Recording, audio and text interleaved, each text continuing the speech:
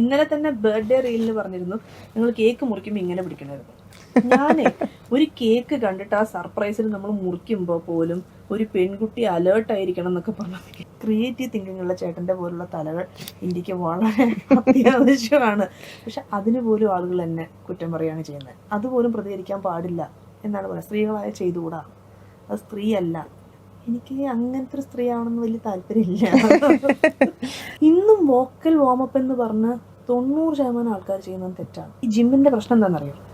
നമ്മൾ ജിമ്മിൽ പോകുമ്പം അവിടെ കൂടുതൽ വെയിറ്റ് ട്രെയിനിങ് ആണ് വരുന്നത്. ഈ വെയിറ്റ് ട്രെയിനിങ് തൊണ്ടയ്ക്ക് കേടാവും.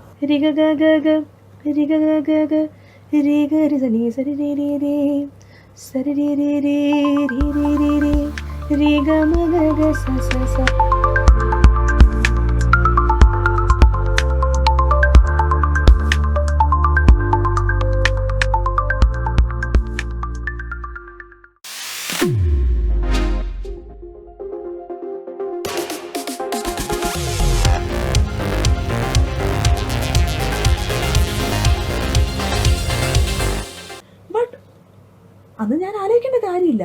ഉള്ള സമയത്ത് ഹാപ്പി ആയിട്ടിരിക്കുക, ഉള്ള സമയത്ത് എൻ്റെ മ്യൂസിക് മാക്സിമം സ്പ്രെഡ് ചെയ്യുക. എനിക്ക് ഉള്ളതെന്തോ അത് സ്പ്രെഡ് ചെയ്യുക, അത്ര ഞാൻ വിചാരിച്ചിട്ടുണ്ട്. അതെ, ഇന്നിപ്പോ നമ്മൾ ജീവിച്ചിരിക്കുന്നത് ഓർത്ത് നമ്മൾ കൗണ്ട് ചെയ്യുക ബ്ലെസ്സിങ്സ് എന്ന് പറഞ്ഞ പോലെ. കറക്റ്റ്. ഇപ്പം അറ്റ്ലീസ്റ്റ് ഞാൻ ഈ ഡീകോഡിങ് വീഡിയോ ഇടുന്നുണ്ടല്ലോ, നാളെ ഈ വീഡിയോസിലൂടെ ആളുകൾ എന്നും എന്നെ ഓർക്കുമായിരിക്കും. അറ്റ്ലീസ്റ്റ് ഇപ്പം ഇന്നലെ എൻ്റെ വീഡിയോ, എൻ്റെ ഒരു ബർത്ത്ഡേ സെലിബ്രേഷന് ഇത്രയും ആളുകൾ എൻ്റെ ഒപ്പം സെലിബ്രേറ്റ് ചെയ്തിട്ടുണ്ടെങ്കിൽ അത് എൻ്റെ ഒരു വിജയമാണ്. അവരാരും ഒരു അതിന് നെഗറ്റീവ് കമന്റ്സ് ഇടുന്ന ആൾക്കാരുണ്ട്, അത് വേറെ, അത് കോമഡിയാണ്. അത് പോട്ടെ, ബർത്ത്ഡേക്ക് പോലും നെഗറ്റീവ് ഇടുന്ന ആൾക്കാരുണ്ട്. പക്ഷെ കൂടുതലും പോസിറ്റീവ് കമന്റ്സ് ആയിരുന്നു. അതിൽ നമുക്ക് ഭയങ്കര ഹാപ്പിനെസ് ഉണ്ട്. ശരിക്കും കമന്റ് സെക്ഷൻ തന്നെ അതിനാണ്, ഒരാളെ മോട്ടിവേറ്റ് ചെയ്യാം. അല്ലെങ്കിൽ ജെന്യുവിൻ ആയിട്ട് എന്തെങ്കിലും ഒരു പ്രശ്നം ഉണ്ടെങ്കിൽ, പലരും ജെന്യുവിൻ ആയിട്ടുള്ള പ്രശ്നം കമന്റ് ബോക്സിൽ ഇടാറുണ്ട്. അതായത് എനിക്കും ഇതിൽ എക്സ്പീരിയൻസ് ഇല്ല, പറയും ഈ സ്വരങ്ങൾ ഇങ്ങനെ എഴുതിയിരുന്നെങ്കിൽ നന്നാവുമായിരുന്നു, ഞാനത് മാക്സിമം മാറ്റിയിട്ടുണ്ട്. ഞാനിപ്പോ പുതിയ ഇതിലെല്ലാം നൊട്ടേഷൻസിന്റെ മുകളിലും താഴെയൊക്കെ കുത്തുള്ള സ്വരങ്ങളാണ് ഇടുന്നത്. കാരണം ഇതൊക്കെ ജനങ്ങളുടെ കമന്റ്സ് ആണ്. അത് നമുക്ക് സഹായകരമാവുമെങ്കിൽ ഏറ്റവും നല്ലത് അത് തന്നെയാണ്. കാരണം ജനങ്ങളുടെ പ്രതികരണം അതാണ്. അല്ലാണ്ട് നമ്മളെ അങ്ങ് നശിപ്പിച്ച് കളയാന്നുള്ള രീതിയിൽ കമന്റ് ചെയ്യുന്നത് എന്തിനാണെന്ന് അറിയില്ല. അതെ, അതൊക്കെ പോട്ടെ. നമുക്ക് ഇനി ആ ഭാഗക്കാരെ മൈൻഡ് ചെയ്യാണ്ടിരിക്കുക എന്നുള്ളതാണ് നമുക്ക് ചെയ്യാനുള്ളത്, വേറെ ഒന്നും ചെയ്യാനില്ല. മൈൻഡ് ചെയ്താൽ കുറെ പേര് കണ്ടീഷൻ ചെയ്യാൻ വരും. അതെ, ഇന്നലെ തന്നെ ബർത്ത്ഡേ റീലിൽ പറഞ്ഞിരുന്നു നിങ്ങൾ കേക്ക് മുറിക്കുമ്പോൾ ഇങ്ങനെ പിടിക്കണമായിരുന്നു. ഞാനേ ഒരു കേക്ക് കണ്ടിട്ട് ആ സർപ്രൈസിൽ നമ്മൾ മുറിക്കുമ്പോൾ പോലും ഒരു പെൺകുട്ടി അലേർട്ട് ആയിരിക്കണം എന്നൊക്കെ പറഞ്ഞു. ഇങ്ങനെ നടക്കണ കാര്യങ്ങൾ എനിക്ക് അറിഞ്ഞുകൂടാ. പക്ഷെ അതൊക്കെ ഞാൻ ആ സ്പിരിറ്റിൽ എടുക്കുള്ളൂ, അതിനൊന്നും ഞാൻ കമന്റ് ചെയ്യില്ല. പക്ഷെ വളരെ മോശപ്പെട്ട രീതിയിലുള്ള കമന്റ്സ് വരുമ്പോഴേ മാത്രമേ ഞാൻ പ്രതികരിക്കാറുള്ളൂ. എന്ന് വെച്ചാൽ ഞാൻ ഇപ്പം ഒരു എക്സാമ്പിൾ പറയാം, എനിക്ക് റാബീസ് വാക്സിൻ എടുക്കേണ്ടി വന്നു, എന്നെ ഒരു മങ്കി അറ്റാക്ക്.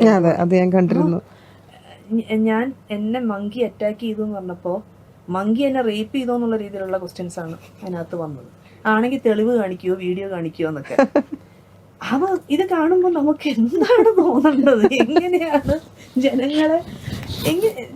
ജനങ്ങൾ ഞാൻ പറഞ്ഞു ഇതുപോലുള്ള തലകളാണ് ഇന്ത്യക്ക് ആവശ്യം, ക്രിയേറ്റീവ് തിങ്കിങ് ഉള്ള. ഞാൻ അങ്ങനെയാണ് കമന്റ് ചെയ്തത്. ഞാൻ ഇന്ന് വരെ ആരെയും ചീത്ത വിളിച്ചിട്ടില്ല. ക്രിയേറ്റീവ് തിങ്കിങ് ഉള്ള ചേട്ടൻ്റെ പോലുള്ള തലകൾ ഇന്ത്യക്ക് വളരെ അത്യാവശ്യമാണ്. പക്ഷെ അതിന് പോലും ആളുകൾ എന്നെ കുറ്റം പറയുകയാണ് ചെയ്യുന്നത്. അതുപോലും പ്രതികരിക്കാൻ പാടില്ല എന്നാണ് പറയുന്നത്. സ്ത്രീകളായ ചെയ്തുകൂടാ, അത് സ്ത്രീയല്ല. എനിക്ക് അങ്ങനത്തെ ഒരു സ്ത്രീ ആവണമെന്ന് വലിയ താല്പര്യമില്ല. അതെ, നമ്മളായിട്ടിരിക്കുക എന്നുള്ളതാണ് എന്റെ മൈൻഡിൽ വരുന്നത് പറയുന്നു. ചിലർക്ക് അത് കമന്റ് ഡിലീറ്റ് ചെയ്ത് കളയുമ്പോൾ സുഖം കിട്ടുമായിരിക്കും, ചിലർക്കത് പ്രതികരിക്കുമ്പോഴായിരിക്കും. അവരാ കമന്റ് ഇട്ടിട്ടുണ്ടെങ്കിൽ അതിനെങ്ങനെ പ്രതികരിക്കണം എന്നുള്ളത് നമ്മളുടെ ചോയ്സ് ആണ്. അതിനെയും കണ്ടീഷൻ ചെയ്യാൻ നിന്ന് കഴിഞ്ഞാൽ പിന്നെ അതിനൊരു അർത്ഥമില്ലാണ്ട് പോകും. ഒരു 30 years ആയല്ലോ അല്ലേ ഇൻഡസ്ട്രിയില്? യെസ്, ഞാൻ ഇൻഡസ്ട്രിയിൽ എന്തായാലും പാട്ട് പഠിച്ചു തുടങ്ങിയിട്ട് 30 years കഴിഞ്ഞു. ലുക്കിംഗ് ബാക്ക് എന്താ പറയാ, എന്തൊക്കെ ചേഞ്ചസ് ആണ് പഴയ മാളവികയിൽ നിന്നും ഇന്നത്തെ മാളവികയിലോട്ട് വരുമ്പോ? അത് പ്രധാനപ്പെട്ട സാധനം ഞാൻ ഓൾറെഡി പറഞ്ഞു, എന്റെ ശ്രുതി. കാരണം വളരെ അന്നത്തെ കാലഘട്ടത്തിലുണ്ടല്ലോ, ഇപ്പോഴും ഉണ്ട് കുറെ പേര്. അന്നത്തെ കാലഘട്ടത്തിൽ കച്ചേരി ആർട്ടിസ്റ്റിനെ ഡെവലപ്പ് ചെയ്യുമ്പോൾ അല്ലെങ്കിൽ കർണാട്ടിക് ഡെവലപ്പ് ചെയ്യുമ്പോൾ പെൺകുട്ടികൾക്ക് ജി ഷാർപ്പ് ഇതാണ് ശ്രുതി, ആൺകുട്ടികൾക്ക് സി ഷാർപ്പ് ഇതാണ് അവരുടെ ശ്രുതി. ഇത് അങ്ങോട്ടും ഇല്ല ഇങ്ങോട്ടും ഇല്ല. കാരണം എന്താ, ടീച്ചർമാർക്ക് അതാ കംഫർട്ടബിൾ, അതേ പഠിപ്പിക്കും. ഒതുക്കല്ല ബേസ്. എന്നുവെച്ചാൽ നമുക്ക് കർണാട്ടിക് പാടണമെങ്കിൽ 2-3 കണ്ടീഷൻസ് ഉണ്ട് അന്ന്. ഒന്ന്, അതായത് എന്റെ ടീച്ചേഴ്സ് അല്ല, ജനറലി പറയുന്നത്, എന്റെ ടീച്ചേഴ്സ് അത്രയും മോശമായിരുന്നില്ല, നല്ല ടീച്ചേഴ്സ് ആയിരുന്നു. എന്നാലും ജനറലി ബേസിൽ ഇങ്ങനെ എന്ന് പാടാണ് അവർക്ക് ഇഷ്ടം. പെൺകുട്ടികൾ ഇത് കർണാടകയിലെ സെമി മെലഡിയാണ്, പറ്റൂല. രണ്ടാമത് ഇപ്പൊ നമ്മളൊരു പാട്ട് പാടുന്നു, വാത അത് കർണാടക, വാത ബേഗാൻ, ഇതാണ് കർണാട്ടിക്. എന്തിന്? ഇങ്ങനത്തെ ഒരുപാട് തെറ്റായ ധാരണകളുടെ ഇടയിൽ നിന്നാണ് ഞാനൊരു റിയാലിറ്റി ഷോയിലേക്ക് വരുന്നത്. അന്ന് ഞാൻ പാടുന്നു രൂപ ഇങ്ങനെ പാടുന്നത്, എനിക്കറിയില്ല എന്താണ് ഇത് ഹാൻഡിൽ ചെയ്യേണ്ട അറിയില്ല. എന്നാൽ ഞാൻ ആ സമയത്ത് ലൈറ്റ് മ്യൂസിക് വിന്നറാണ്, ഞാൻ കലാതിലകമാണ്. എനിക്ക് പിന്നെ വേറെ കുറെ പരിപാടികളുണ്ടായിരുന്നു, ഡാൻസും ഡ്രാമയും അതും ഒക്കെ ഉണ്ടായിരുന്നു. എല്ലാത്തിനും ഒരേ ശബ്ദമാണ്, ഡാൻസ് അല്ല, ഐ മീൻ ബാക്കി എല്ലാത്തിനും, എലക്യൂഷൻ ആയിക്കോട്ടെ, എല്ലാത്തിനും ഒരേ ശബ്ദമാണ് ഞാൻ കൊടുക്കുന്നത്. മോഡുലേറ്റ് അതേ അറിയുള്ളൂ. പിന്നീട് മോഡുലേഷൻ എന്താണ്, മറ്റു കുട്ടികൾ ചെയ്യുന്നത് എങ്ങനെയാണ്, ഇതെനിക്കൊരു ഒരു ലേണിംഗ് പ്രോസസ്സായിരുന്നു.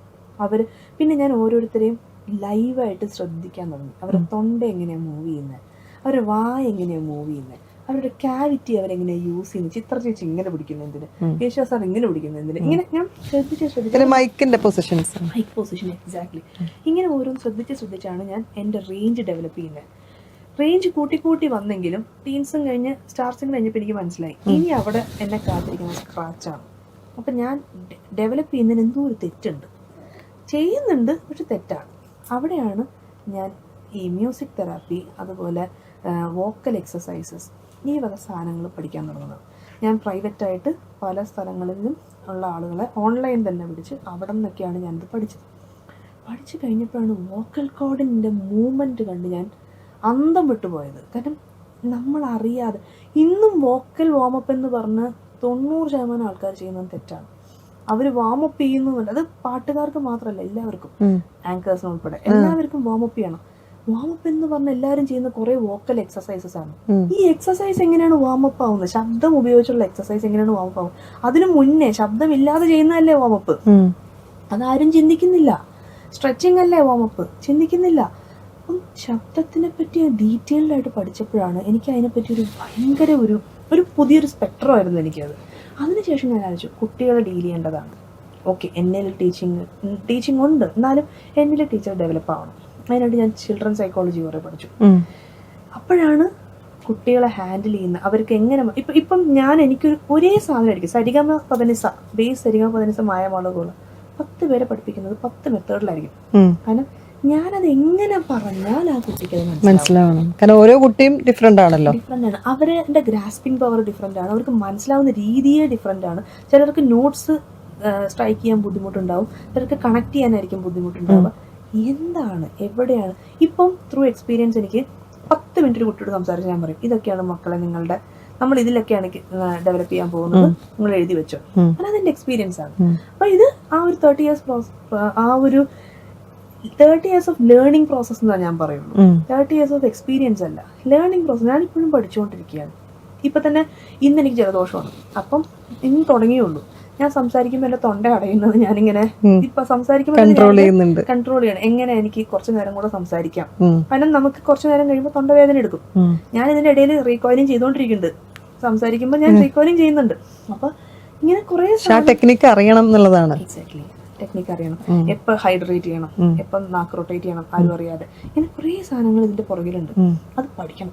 പഠിക്കുമ്പോ തന്നെ പക്ഷെ അതൊന്നും ഒരു സ്ഥലത്തും അവർ കൊടുക്കില്ല, പഠിപ്പിച്ചു കൊടുക്കില്ല. അത് അവർക്ക് അറിയാഞ്ഞിട്ടാണോ എന്നറിയില്ല. ഞാൻ ഒറ്റ എക്സാമ്പിൾ പറയാം. ഇപ്പം ആസ് എൻ ആങ്കർ എപ്പോഴെങ്കിലും ഒക്കെ ഈ vocal warm up session attend ചെയ്ത് കാണണം ഇല്ലേ? എല്ലാവരും കോമൺ ആയിട്ട് ചെയ്യുന്ന ഒരു സാധനമുണ്ട്, ലിപ് ഡ്രിൽ, ലിപ് റോൾസ്, ഉണ്ട്. ഇത് ചെയ്യാത്ത സിംഗേഴ്സ് ഇല്ല കേട്ടോ ഇപ്പൊ. കാരണം യൂട്യൂബ് തുറന്ന ആദ്യം വരും കുറെ ലിപ് റോൾസ്, പിന്നെ എന്താണ് ഷിഫ്റ്റിങ്, ബെൽറ്റിങ്. അമ്മമാരുടെ ശബ്ദം അടിച്ചു പോകുന്നേ. ഇത് എങ്ങനെ ചെയ്യാം, ഇത് ചെയ്താൽ ശബ്ദം പോകുന്നത് എന്തുകൊണ്ട്, എന്താണ് ഈ ലിപ് റോൾ തൊണ്ടയിൽ ചെയ്യുന്നത് എന്നറിയാതെ ആരോ പഠിപ്പിച്ചു തന്ന. ശരിയാണ്, ലിപ് റോൾ ചെയ്യുമ്പോൾ കുറച്ച് ആശ്വാസം ഉണ്ടാവും, പക്ഷെ നമ്മൾ ഉദ്ദേശിക്കുന്ന ഒരു ടെമ്പററി ആയിട്ടുള്ള ഒരു ആശ്വാസം അല്ല.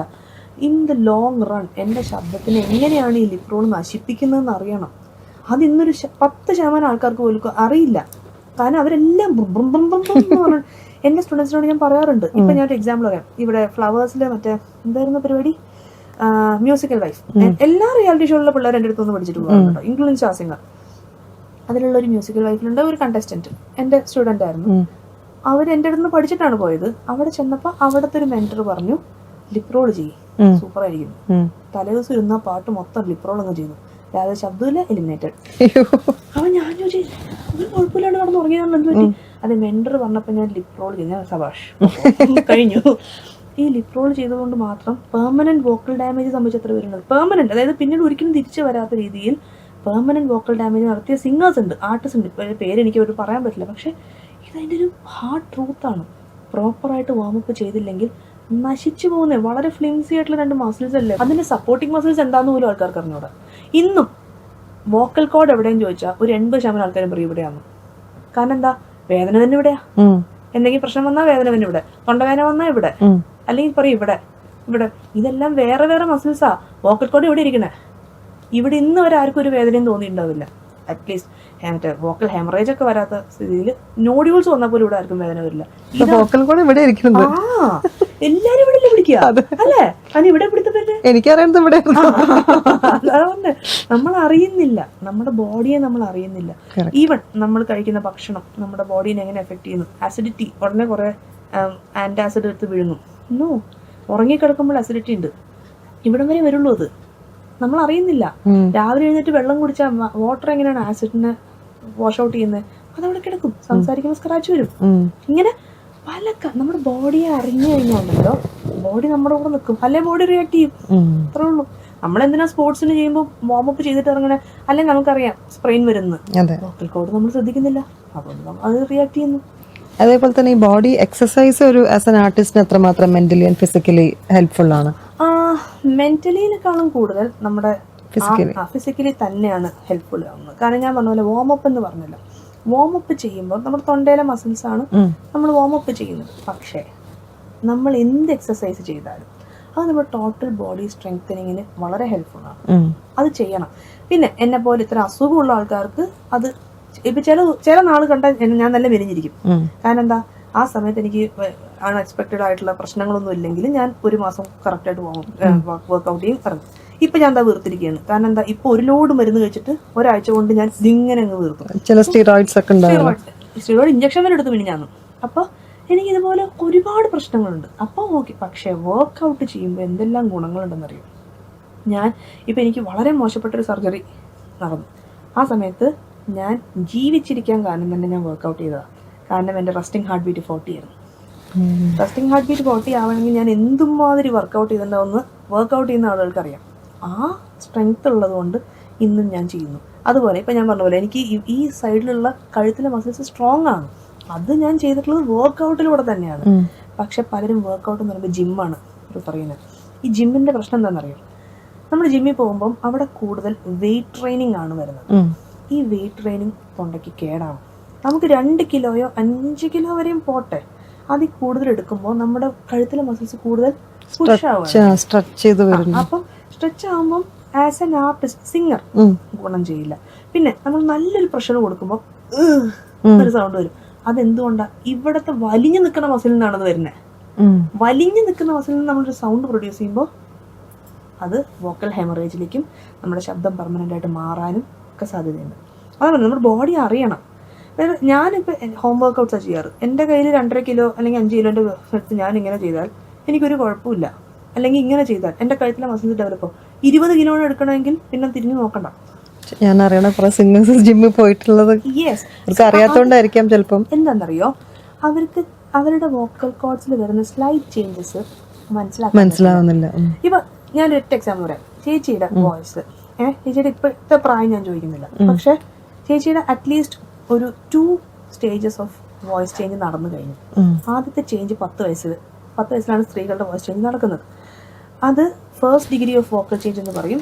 അത് നമ്മുടെ ശരീരത്തിലെ എല്ലാ മസിൽസും സ്ട്രെങ്തൻ ആവുന്ന ഭാഗത്തിൽ, ബിക്കോസ് നമ്മളുടെ ശരീരം വളരുകയാണ്, സ്ട്രെങ്തൻ ആവുന്ന ഭാഗത്തിൽ നമ്മുടെ കഴുത്തിലെ മസിൽസ് സ്ട്രെങ്തൻ ആവും. അന്ന് ആ കുട്ടിത്തുള്ള വോയിസ് പോയി. ആ പോയ പ്രോസസ്സ് എന്നായിരുന്നു എന്ന് ചോദിച്ചാൽ നമുക്ക് ആർക്കും അറിയില്ല. മാറി അത്രേ ഉള്ളൂ. Second degree of vocal change സ്ത്രീകൾക്ക് സംഭവിക്കുന്നത് അറൌണ്ട് 25 വയസ്സിലാണ്. അന്നാണ് നമ്മുടെ വോയിസിൽ എയർ കയറുന്നതും കുറച്ചും കൂടെ ഹോസ് ഫീലിംഗ് ഉണ്ടാകുന്നതും ഇത്തിരിയുടെ ബേസ് കയറുന്ന ഫീല് വരുന്നതല്ല. അതും നമ്മൾ ശ്രദ്ധിക്കില്ല. കുറച്ച് നാൾ കഴിഞ്ഞൊരു 35 വയസ്സ് 40 എന്തോ കുറച്ച് കട്ടിയായല്ലോ. മൂന്നാമത്തെ സ്റ്റേജ് അത് 5 years ബിഫോർ മെനപ്പോസ് എന്നാ പറയാം. അത് പിന്നെ ഇപ്പോഴൊന്നും ആവില്ലല്ലോ, ഒന്നും നോക്കണ്ട. 4th ആണ് അറൌണ്ട് 60 വരുന്നത്. അവിടെയാണ് നമ്മൾ ശബ്ദം നന്നാകുമ്പോൾ പാട്ട് നിർത്തുക എന്ന് പറയുന്നത്. ചിലർക്ക് ലോട്ടറി അടിച്ച പോലെ അത് കഴിഞ്ഞ് കുറച്ച് നാളും കൂടെ ശബ്ദം ഉണ്ടാവും, എന്നാലും അവർ റേഞ്ച് മാറിയിട്ടുണ്ടാവും. ഇതിനിടയ്ക്ക് വരുന്ന ഈ സ്ലൈറ്റ് ചേഞ്ചസ് ഉണ്ടല്ലോ, നമ്മൾ ആ ടെക്സ്ചർ ശ്രദ്ധിക്കുന്നില്ല എന്നുള്ളതുകൊണ്ടാണ്. ഇപ്പൊ ജിമ്മിൽ പോകുമ്പോൾ എൻ്റെ ശബ്ദം കുറച്ചും കൂടെ കട്ടി വെച്ചു, പ്രത്യേകിച്ച് ആണുങ്ങൾക്ക് അത് അറിയില്ല. പെണ്ണുങ്ങൾക്ക് ഈ റേഞ്ച് മാറുമ്പോൾ തന്നെ വേറൊരു പ്രശ്നമുണ്ട്. സ്ത്രീകളുടെ വോക്കൽ ചേഞ്ച് വളരെ പീരിയോഡിക്കൽ പ്രോസസ്സാണ്. അത് അവരുടെ മെൻസ്ട്രൽ സൈക്കിൾ പോലെ ഇരിക്കും. അവരുടെ ഓവുലേഷൻ പീരീഡിൽ അവരുടെ മസിൽസ് നേർത്തിരിക്കും, കുറച്ചും കൂടെ റേഞ്ചിൽ പാടാൻ പറ്റും. പ്രീ മെൻസ്ട്രൽ പീരീഡ് വരുമ്പോൾ PMS ടൈമിൽ അവരുടെ വോക്കൽ കോഡ് തിക്കായിരിക്കും, അവർക്ക് ആ റേഞ്ച് പാടാൻ പറ്റില്ല. അപ്പോൾ തൊണ്ടവേനയാണെന്ന് വിടും. അവരുടെ സ്ലൈറ്റ് ചേഞ്ചസ് മനസ്സിലാക്കണമെങ്കിൽ പുറത്തു നിന്നുള്ള ഒരാൾ ഡെയിലി അവർ മോണിറ്റർ ചെയ്യണം. അത് മോണിറ്റർ ചെയ്യുമ്പോൾ അതിനാണ് ശരിക്കും ഒരു ട്രെയിനർ വേണ്ടത്. ട്രെയിൻഡ് ആയിട്ടുള്ള ഒരാൾ വേണം. അവരുടെ വോയിസിലെ സ്ലൈറ്റ് ചേഞ്ചസ് മാറും. ഇപ്പം എനിക്ക് എൻ്റെ ഒരു സ്റ്റുഡൻറ്റ് പാടുമ്പോൾ ഞാൻ അവരോട് ചോദിക്കും, ഇന്ന് നിങ്ങളുടെ PMS ആണോ? കാരണം ഞാൻ അവരുടെ വോയിസ് ഡെയിലി മോണിറ്റർ ചെയ്യുന്നതാണ്.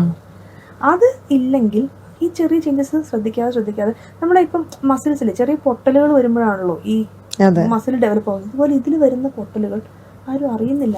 അപ്പൊ ഈ വോക്കൽ ഹൈജീൻ നമ്മൾ എങ്ങനെയാ സൂക്ഷിക്കേണ്ടത്? Vocal hygiene is A very different thing. അതും വാമപ്പ് തമ്മിൽ ബന്ധമില്ല. വോക്കൽ ഹൈജീനിൽ ആദ്യം വേണ്ടത് വെള്ളം കുടിക്കണം. വെള്ളമാണ് മാജിക്. ഈ വെള്ളം കുടിക്കലുണ്ടല്ലോ, സിംഗേഴ്സ് ഏറ്റവും തെറ്റായിട്ട് ഫോളോ ചെയ്യുന്ന ഒരു സാധനമാണ്. ഫസ്റ്റ് തിങ് ഇസ്, ഈ വെള്ളം കുടിക്കുക എന്ന് പറഞ്ഞാൽ പരിപാടിക്ക് മുന്നേ അല്ലെങ്കിൽ പാട്ടിന് മുന്നേ കുടിക്കുന്ന വെള്ളമല്ല. ഇമ്മീഡിയറ്റ് ഹൈഡ്രേഷൻ എന്നൊരു സാധനം ഇല്ല. ഇമ്മീഡിയറ്റ് ഹൈഡ്രേഷൻ ഉണ്ട് മാനസികമായിട്ട്. നമ്മൾ കുടിക്കുമ്പോൾ നമുക്കൊരു സ്നിഗ്ധത ഫീൽ ചെയ്യുന്നത്, പക്ഷെ അത് എവിടെയാണ് വോക്കൽ കോഡിൽ കൂടെ പോകുന്നില്ല. അത് കാരണം നമ്മൾ ഇത് വോക്കൽ കോഡിൽ കൂടെ പോയാൽ ലങ്സിൽ കയറി ആൾ ചത്തൂല്ലേ, അതല്ല. പക്ഷെ നമ്മളുടെ മെന്റലി നമുക്കൊരു സമാധാനം തോന്നും വെള്ളം കുടിക്കുമ്പോൾ, ഒരു ഫീൽ, ഹൈഡ്രേറ്റഡ് ഫീൽ. യഥാർത്ഥ ഹൈഡ്രേഷൻ നടക്കുന്നത് കുടിച്ച വെള്ളം 1.5 മണിക്കൂറെങ്കിലും കഴിഞ്ഞത് ബ്ലഡിൽ കൂടെ വന്ന് ബ്ലഡ് വോക്കൽ കോഡിനെ ഹൈഡ്രേറ്റ് ചെയ്യുന്നതാണ് നമ്മുടെ ഹൈഡ്രേഷൻ. അപ്പോൾ ഇതിലൊരു തെറ്റിദ്ധാരണയുണ്ട്. ഇപ്പം എല്ലാവരുടെ കയ്യിലും ഈ വാട്ടർ കലണ്ടർ ഉണ്ട്. 9 മണിക്ക് ഇത്ര വെള്ളം, 10 മണിക്ക് ഇത്ര വെള്ളം, അലാം അടിച്ച് കുടിക്കും. സിംഗേഴ്സിനോ അല്ലെങ്കിൽ ആങ്കേഴ്സിനോ ഒരു ഗുണവുമില്ല. കാരണം എന്താ വെച്ചാൽ നമ്മൾ 10 മിനിറ്റ് കൂടുമ്പോൾ സിപ്പ് ചെയ്തുകൊണ്ടിരിക്കണം. ഞാൻ ഈ പറഞ്ഞ പോലെ നമ്മുടെ സാറ്റിസ്ഫാക്ഷന് ഇമ്മീഡിയറ്റ് ഹൈഡ്രേഷനും വേണം, റിയൽ ഹൈഡ്രേഷനും വേണം. 9 മണി തൊട്ട് പിന്നെ കുറച്ചധികം വെള്ളം നമുക്ക് ആവശ്യമുണ്ട് വോക്കൽ ഹൈജീന്. 9 മണി തൊട്ട് 10 മണി കുടിക്കേണ്ട ഇത്ര വെള്ളമാണെങ്കിൽ അതൊരു 5 തവണയായിട്ട് സിപ്പ് ചെയ്യാം 10 മിനിറ്റ്. അപ്പോഴേ ഗുണം ഉണ്ടാവുള്ളൂ. ഇപ്പം ഇത്ര നേരം ഞാൻ വെള്ളം കുടിച്ചില്ല, എനിക്കറിയാം എൻ്റെ വോക്കൽ കോഡ് ഡീഹൈഡ്രേറ്റഡ് ആയിട്ടുണ്ട്. പക്ഷെ ഞാൻ ക്ലാസ് എടുക്കുകയാണെങ്കിൽ ഉണ്ടല്ലോ, എൻ്റെ ഇവിടെ ഒരു വാട്ടർ ബോട്ടിൽ ഉണ്ടാവും, ഇവിടെ ഒരു വാട്ടർ ബോട്ടിൽ ഉണ്ടാവും. ഞാൻ വേറെ എവിടെയെങ്കിലും പോയിരിക്കുകയാണെങ്കിൽ അവിടെ, കാരണം എൻ്റെ കൈ എത്തുന്നവിടെ ഉണ്ടെങ്കിൽ ഞാൻ ഇടയ്ക്കിടയ്ക്ക് എടുത്ത് കുടിക്കുള്ളൂ. കുട്ടികൾ സംസാരിക്കുമ്പോൾ തന്നെ ഞാൻ കുടിക്കും. എന്ന് വെച്ചാൽ അത് വോക്കൽ ഹൈജീൻ്റെ വളരെ ഇമ്പോർട്ടൻ്റ് ആയിട്ടുള്ള സാധനമാണ് വെള്ളം. സെക്കൻഡ് തിങ് ഞാൻ നേരത്തെ പറഞ്ഞ പോലെ ഫുഡ് കൺട്രോൾ. ഫുഡ് കൺട്രോൾ എന്ന് പറഞ്ഞാൽ ഒരു കാലത്ത് ഐസ്ക്രീം കഴിക്കരുതെന്നോ ഒന്നുമല്ല, ഞാൻ ഇഷ്ടം പോലെ അടിച്ചു തരുന്നതാണ്.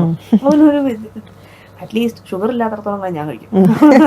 പക്ഷെ എൻ്റെ തൊണ്ടയ്ക്ക് പറ്റാത്ത സാധനങ്ങളുണ്ട്, അത് ഞാൻ അവോയ്ഡ് ചെയ്യും. ഇപ്പോൾ ഐസ് ഇട്ട സാധനങ്ങൾ ഞാൻ കഴിക്കില്ല. ഐസ്ക്രീം ആണെങ്കിൽ ഞാൻ അത് ഫ്രോസൺ ക്രീം ആണെങ്കിൽ ഞാൻ കുറച്ച് നേരം വായിൽ വെച്ച് അതിന്റെ കളഞ്ഞിട്ട്, പക്ഷെ ഒന്ന് വലിച്ചാൽ ഡയറക്റ്റ് എന്റെ തൊണ്ടയ്ക്ക് കയറും, ചെയ്യില്ല. അതുപോലെ എനിക്ക് അസിഡിറ്റി ഉണ്ടാക്കുന്ന ഭക്ഷണങ്ങൾ എന്തൊക്കെയാണോ കംപ്ലീറ്റ്ലി ഒഴിവാക്കും. എനിക്ക് കഫം ഉണ്ടാക്കുന്ന ഭക്ഷണങ്ങൾ എന്താണോ കംപ്ലീറ്റ്ലി ഒഴിവാക്കും. രാത്രി എത്രയും നേരത്തെ ഫുഡ് കഴിക്കാൻ പറ്റുമോ അത്രയും. അതെനിക്കൊരു കറക്റ്റ് ടൈം ടേബിൾ ഉണ്ട്, 7 to 8. പക്ഷെ ഒരു ഷോയ്ക്ക് പോയി കഴിഞ്ഞാൽ ഷോ കഴിയുമ്പോൾ 12 മണിയോ 2 മണിയാവും. പട്ടിണി കിടന്നാലും കേടാണ്, ആ സമയത്ത് ഭക്ഷണം കഴിച്ചാലും കേടാണ്. ഞാൻ അതിന് തൊട്ട് മുന്നേ 7 മണിയാകുമ്പോൾ അല്ലെങ്കിൽ 8 മണിയാകുമ്പോൾ കഴിക്കും. അഥവാ അത്രയും യൂസ് ചെയ്ത് നമുക്ക് തളർന്നു പോയാൽ ഞാൻ ചിലപ്പോൾ ഒരു ആപ്പിളോ വല്ലതും കഴിക്കും. അത് കഴിച്ചാൽ പോലും ഞാൻ 2 മണിക്കൂർ വെയിറ്റ് ചെയ്തിട്ട് ഉറങ്ങുള്ളൂ. എത്ര ഉറക്കം വന്നാലും എന്നുവെച്ചാൽ എൻ്റെ ശബ്ദം മെയിൻറ്റെയിൻ ചെയ്യേണ്ടത് എൻ്റെ ആവശ്യം. അതുപോലെ വോക്കൽ ഹൈജീനിൽ ഇത് ഒരുപാട് കാര്യങ്ങളുണ്ട്, പക്ഷെ അതും വകുപ്പും തമ്മിൽ ബന്ധമില്ല. ഇപ്പം ടെക്നോളജി ഭയങ്കര അഡ്വാൻസ്ഡ് ആണല്ലോ. ഇപ്പം ഒരു സിംഗറിന്റെ ഒരു പെർഫെക്റ്റ് ഔട്ട്പുട്ട് കിട്ടണമെങ്കിൽ നമുക്ക് അതിന് യൂസ് ചെയ്യേണ്ട മെലഡിനും ഓട്ടോ ട്യൂണും ഒക്കെ ചെയ്യാൻ പറ്റും. പക്ഷെ ഒരു സിംഗറിന്റെ ഒറിജിനാലിറ്റിയും അവരുടെ ഇമോഷനും നമുക്ക് അതെങ്ങനെയാ നമ്മൾ കണ്ടുപിടിക്കുക, അല്ലെങ്കിൽ അത് ഡിഫൈൻ ചെയ്യുന്നത് എങ്ങനെയാണ്? ആക്ച്വലി ഉണ്ടല്ലോ, ടെക്നോളജി ഡെവലപ്പ് ആവുന്നതിനനുസരിച്ച് നമ്മുടെ ടെക്നിക്കൽ കറക്ഷൻ എന്ന് പറയുന്നതിന്റെ ലെവല് കൂടി വരും. Technical perfection. ഇപ്പം ഈ പറഞ്ഞ പോലെ ഓട്ടോട്യൂൺ തുടങ്ങിയ സമയത്ത് നമ്മുടെ ആളുകളുടെ എല്ലാ പാട്ടും ചെറിയ എറേഴ്സ് വരുമ്പോൾ ആ എറേഴ്സ് കറക്റ്റ് ചെയ്യാൻ വേണ്ടിയിട്ടാണ് ഇത് ഉപയോഗിച്ചത്. അതായത് സാ മുട്ടിയില്ല, പക്ഷെ ആ ടേക്ക് നന്നായിരുന്നു, എന്നാ ഒന്ന് മുട്ടിച്ചേക്കാം. ഈ ഒരു ചെറിയ സാധനത്തിലാണ് ഓട്ടോട്യൂൺ തുടങ്ങിയത്. ഇന്ന് അത് വളർന്ന് ഇല്ല, എന്ത് വന്നാലും അതിനെ കംപ്ലീറ്റ്ലി നശിപ്പിക്കുന്ന ആൾക്കാരാണ് മനുഷ്യര്. ഇപ്പൊ ഞാനിടുന്ന പാട്ടുകൾ എന്തുകൊണ്ട് ഓട്ടോട്യൂൺ ചെയ്യുന്നില്ല എന്ന് ചോദിക്കുന്നുണ്ട്. ഡീകോഡിങ് വീഡിയോസ് ഒക്കെ ഞാൻ വീട്ടിലിരുന്ന് പാടുന്ന അല്ലെങ്കിൽ ഒറ്റ ടേക്കിന് പാടുന്ന, ഞാൻ ഒരു റിവേർബോ അല്ലെങ്കിൽ ഡിലേയോ ഒന്നുമില്ല, നോ മൈക്കേ ഞാൻ യൂസ് ചെയ്യുള്ളൂ. പക്ഷെ ഇതുകൊണ്ട് ജനങ്ങൾക്ക് കൂടുതൽ ഹൃദ്യവും കുറച്ചും കൂടെ കേൾക്കാൻ സുഖവുമുള്ള ഒരു ടോൺ പ്രൊഡ്യൂസ് ചെയ്യുന്നതിന് നല്ലതാണ്. ഇതെവിടെയാണ് മിസ്യൂട്ടിലൈസ് ചെയ്യുന്നത്? ഇപ്പം ഒറ്റ എക്സാമ്പിൾ പറയാം, എത്രയോ ലീഡിങ് ആർട്ടിസ്റ്റ് ഇപ്പം മോഡ്യൂൾഡ് മൈക്ക് യൂസ് ചെയ്തിട്ടാണ് പാടുന്നത്. ഇതിനകത്ത് അവരെന്ത് പാടിയാലും കറക്റ്റ് ശ്രുതിയിൽ കേൾക്കും. ചില റിയാലിറ്റി ഷോസ് മോഡ്യൂൾ മൈക്കാണ് യൂസ് ചെയ്യുന്നത്. ഓട്ടോട്യൂൺഡ് മൈക്ക് യൂസ് ചെയ്യുമ്പം പിന്നെ അയാൾക്കൊരു ടെക്നിക്കൽ കറക്ഷൻ കൊണ്ടുവരേണ്ട ആവശ്യമില്ല. സോ അതൊരു റിയാലിറ്റി ഷോയിൽ വരുമ്പോൾ അത് തെറ്റാണ്. രണ്ടാമത്തെ കാര്യം, ഈ ഓട്ടോട്യൂൺ ചെയ്യുമ്പോഴുള്ളൊരു പ്രശ്നം എന്താ, ഒന്നും പാടാനറിയാത്ത ആളുകൾ, ചിലപ്പോൾ അവർക്ക് ചിലപ്പോൾ സെലിബ്രിറ്റി വാല്യൂ ഉണ്ടാവും, ഒന്നും പാടാനറിയാത്ത ആളുകൾ വർത്താനം പറഞ്ഞിട്ട് പോയി കഴിഞ്ഞാൽ അതിനെടുത്ത് ഓട്ടോട്യൂൺ ചെയ്തതെന്ന് പാട്ടായിട്ട് പുറത്തേക്ക് വരുന്നു. പക്ഷെ ഈ പറഞ്ഞ പോലെ ഒറിജിനാലിറ്റി, ഇമോഷൻ എന്ന് പറയുന്നത് ഒരു മനുഷ്യന് വളരെ ഡിഫറെൻ്റ് ആയിരിക്കും. അത് ഒരു ലൈനിനെ എൻ്റെ ഇൻ്റർപ്രിട്ടേഷനാണ് ആ മ്യൂസിക്കിൽ വരുന്നത്. ഒരുപക്ഷെ അതായിരിക്കില്ല ചേച്ചിക്ക് ആ ലൈൻ കേൾക്കുമ്പോൾ തോന്നുന്നത്. അത് റീപ്രൊഡ്യൂസ് ചെയ്യുന്നത് ഒരു സിംഗറിന്റെ മാത്രം കഴിവാണ്. അവിടെ മ്യൂസിക് ഡയറക്ടർ പോലും ഇല്ല, അവിടെ ലിറിസിസ്റ്റ് ഇല്ല. അത് ആ സിംഗറിന്റെ ടോണാലിറ്റിയിൽ മാത്രം ജനിക്കുന്ന ഒരു സാധനമാണ്. അവരുടെ മോഡുലേഷൻ എങ്ങനെ, അവര് അതിന് അതവർ ഉള്ളിൽ തട്ടി പാടുന്നത് എങ്ങനെ, അത് മാത്രം.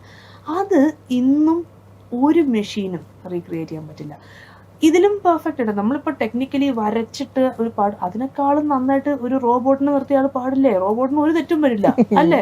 ഇതിങ്ങനെ പാടും കറക്റ്റ്. പക്ഷെ ഇമോഷൻ കൊടുക്കാൻ പറ്റില്ല. ഇപ്പൊ AI വന്നു അല്ലേ? ഇപ്പൊ ഇന്നലെ എന്റെ ബർത്ത്ഡേക്ക് ഒരു റീല് വേണം. ഞാൻ ജെമിനിയോട് പറഞ്ഞു എനിക്കൊരു ബർത്ത്ഡേ റീൽ ഇതാ, 5 മിനിറ്റ് കൊണ്ട് മളവീകാന്നുണ്ട് പാട്ട് തന്നു, നല്ല പെർഫെക്റ്റ് സാധനം. ഇത് ആർക്കും വേണമെങ്കിൽ ഉണ്ടാക്കാം. പക്ഷെ അതിനില്ലാത്ത സാധനം ഇമോഷൻ. അതാണ് ഒരു സിംഗറിന്റെ ഒറിജിനാലിറ്റി. അവന്റെ ആത്മാവ്, ആ സംഗീതത്തിൽ അവൻ കൊടുക്കുന്ന ആത്മാവ്, അതെങ്ങനെ മറ്റുള്ളവനെ കൺവേ ആവുന്നു, അത്രേ ഉള്ളൂ.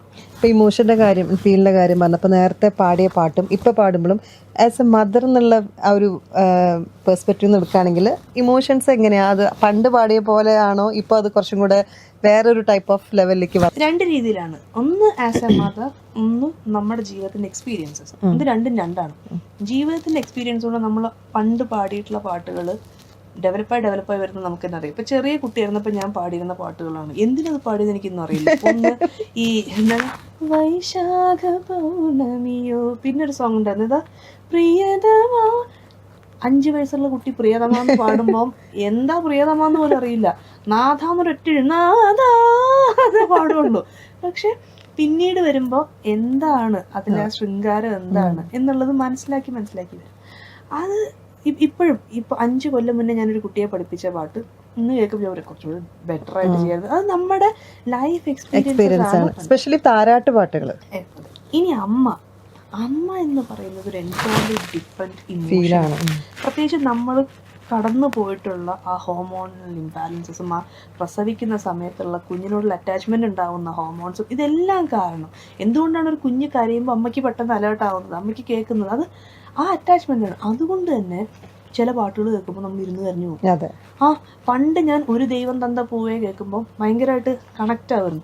ഇന്ന് ഒരു ദൈവം തന്ന പൂവേ പാടുമ്പോൾ ഞാൻ അങ്ങനെ കരയും. പല പാട്ടിലും അത് ഒരമ്മയ്ക്ക് മാത്രം കണക്റ്റ് ആവുന്ന വികാരമാണ്. സോ എനിക്ക് തോന്നുന്നു എല്ലാം എക്സ്പീരിയൻസസ് ആണ്. ഇപ്പം നമ്മുടെ ബോഡി നമ്മുടെ ചോയ്സ് എന്ന് പറയുമല്ലോ. അപ്പം അതുപോലെ ഒരു കുട്ടി ഉണ്ടാവണമെന്ന് യാതൊരു നിർബന്ധമില്ല.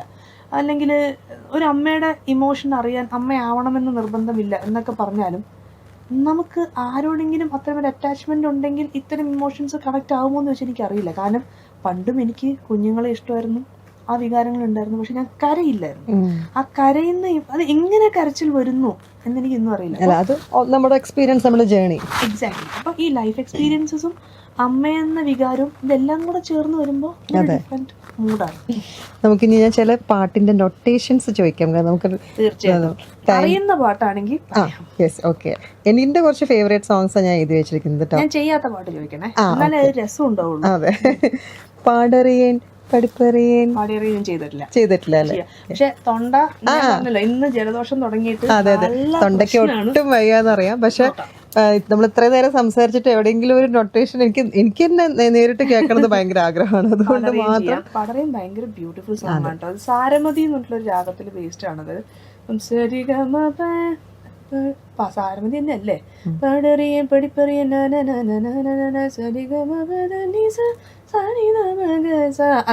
സാരമതി രാഗം ബേസ്ഡ് ആയിട്ടാണ് പാടറിയൻ വരുന്നത്. അപ്പൊ അതിന്റെ പല്ലവി ചെയ്താലോ? പല്ലവിയുടെ പോഷൻ അടിപൊളിയാണ് അല്ലേ?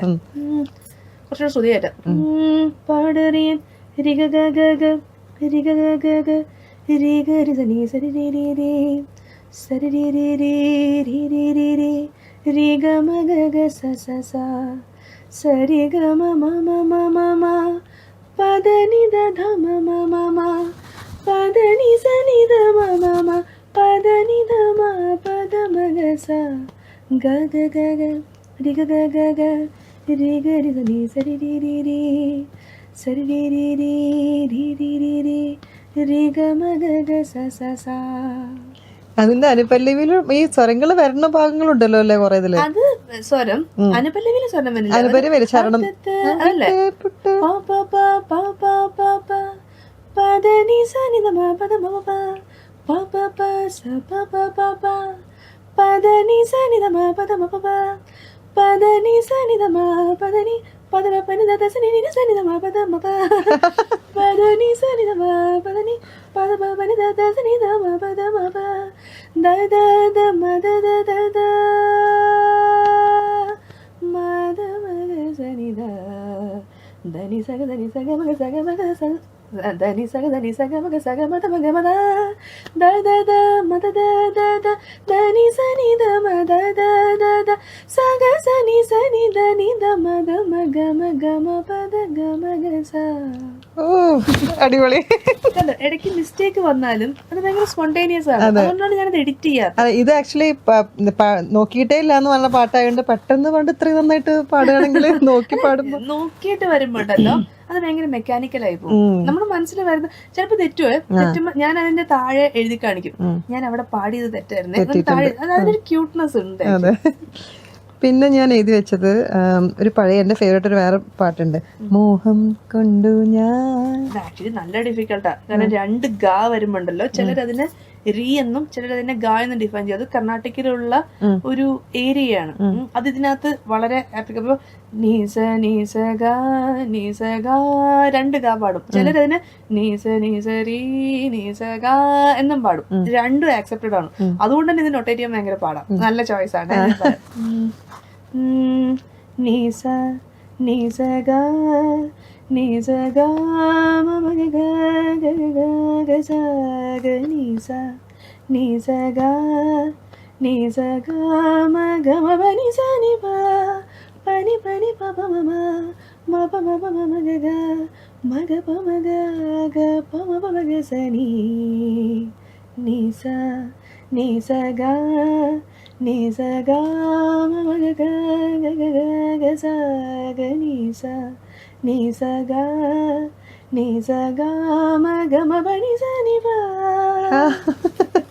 ഇപ്പൊ നോയിക്കോട്ടെ കമന്റ്സ് വരും ഇത് കഴിയുമ്പോ. എത്ര നാള് പ്രാക്ടീസ് ചെയ്ത് സത്യം പറഞ്ഞ നിങ്ങൾ പ്ലാൻ ഒട്ടും പ്ലാൻഡ് അല്ല. ഇപ്പൊ ഇരുന്ന് എഴുതിയിട്ടുള്ള ഞാൻ എനിക്ക് ഇഷ്ടപ്പെട്ട പാട്ടുകൾ ഇപ്പൊ ഞാൻ ചിലത് ഞാൻ മൈൻഡിൽ തന്നെയാ പറയുന്നത്. തുമ്പീവ നല്ല ക്യൂട്ട് സാധനം കേട്ടോ. സരിഗ സരി സനി പ സരിഗ സരി നി സ സരി ഗരി ഗ സരി സനി രി പ സരി ഗരി ഗ സരി നി സ ഗ ഗ മ രി ഗ സരി സനി സ ഗ ഗ മ ഗ മ രി മ ഗ രി രി ഗ ഗ മ ഗ മ രി ഗ സരി സനി സ ഗ ഗ മ ഗ മ രി മ ഗ രി രി സരി ഗ സരി സനി രി പ സരി ഗരി ഗ സരി നി സ. Very nice. Thank you. പിന്നെ ഒരു ഹിന്ദി പാട്ട് എഴുതി വെച്ചിട്ടുണ്ട്, നല്ല ടഫാട്ടോ ഉള്ളത് പറയാം. അത് തെറ്റാനുള്ള ചാൻസും കൂടുതൽ. കാരണം എനിക്ക് ഇന്നും ഭയങ്കര ഒരു അത്ഭുതമാണ് സഞ്ചാരി മനസ്സിലായി. അതെങ്ങനെയാണ് ഇതുപോലെ മ്യൂസിക്, അതും ഒരു ഡയറക്ടർ ഇതുപോലത്തെ മ്യൂസിക് ചെയ്യുന്നത് എങ്ങനെയാണ്. ഈവൺ ആ ആൽബത്തിലെ തന്നെ എല്ലാ പാട്ടുകളും പഞ്ഞിട്ട് ഇത് നോട്ട്സ് ഇങ്ങനെ ക്രൊമാറ്റിക്സ് ഇങ്ങനെ കുടുകുടുകുടുകുടാന്നാണ് പാട്ട് പോകുന്നത്. തെറ്റാൻ ചാൻസ് ഉണ്ട്. തന്നെ നോക്കാം. സ പ മ ഗ മ രി ഗ സ പ മ ഗ മ ga ga ma da ni da ba pa da pa ma pa da ni da pa ma pa ga ma re ni sa ga sa pa ma ga ma re ga pa pa sa sa sa ni re re ni ga re sa ni da ba pa pa sa sa sa ni ga re ga ma ga re sa ni sa re ga re sa ni da pa pa pa sa ni da pa pa pa pa ga ma re ni sa pa ma ga ma re ga ga ma da ni da ba pa ni da pa ma pa da ni da pa ma pa ga ma re ni sa pa ma ga ma dha. അയ്യോ ഇനി ഒരുപാട് എഴുതണം എന്ന് അല്ല പാടിപ്പിക്കണം എന്ന് ആഗ്രഹമുണ്ട്. പക്ഷെ എനിക്ക് തോന്നുന്നു ടൈം ഏകദേശം അതിന്റെ ചെയ്യാനുള്ള സമയമായോണ്ട് കേൾക്കണം തോന്നുമ്പോ പറഞ്ഞാൽ മതി, ഇനി വരാം. ഇത് ഭയങ്കര ഒരു കഴിവ് തന്നെ കേട്ടോ. എനിക്ക് തോന്നുന്നു അത് പറഞ്ഞ പോലെ ഇൻബോൺ ടാലന്റ് ആണ് ഇതൊക്കെ. അതല്ലാണ്ട് വളരെ റെയർ ആയിട്ടാണ് എനിക്ക് തോന്നുന്നു അങ്ങനെ കിട്ടണത്. അല്ലെങ്കിൽ ഇത്ര പെട്ടെന്ന് നമ്മൾ പറയുമ്പോ ഒരു പാട്ട് പറയുമ്പോ തന്നെ അപ്പൊ തന്നെ അതിന്റെ നൊട്ടേഷൻസ് ഒക്കെ വരിക എന്ന് പറയുന്നത് ഒരു എനിവേ എന്താ പറയാ ഭയങ്കര ബ്ലെസ്സിങ് ആണ്.